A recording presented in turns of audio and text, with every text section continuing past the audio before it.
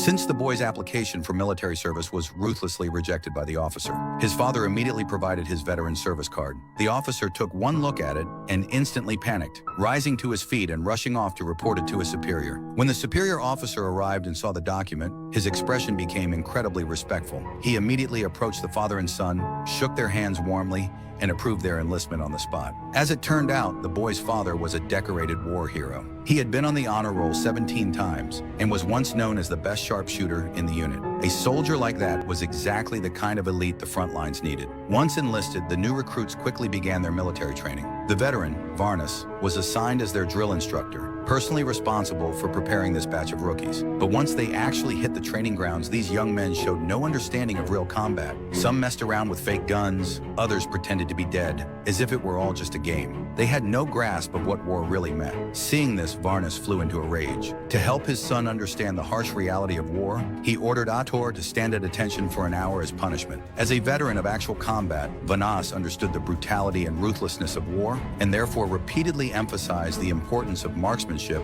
and assassination techniques during training. But then, something unexpected happened. During one of their training sessions, a German fighter plane suddenly flew over the training ground. At first, the soldiers thought it was one of their own, but when the plane dove and dropped bombs, they realized something was terribly wrong. In that moment of crisis, Varnas rushed in and commanded everyone to take cover, barely helping them escape with their lives. Soon after, training ended. The recruits excitedly received their weapons and gear and marched off to the front lines, full of confidence and energy. But no one could have predicted what came next. Once they arrived at the battlefield, they didn't engage the enemy. Instead, they played hide and seek in the trenches, completely unaware that the real horror of war was closing in. And just then, German artillery shells began to rain down before the rookies could even react.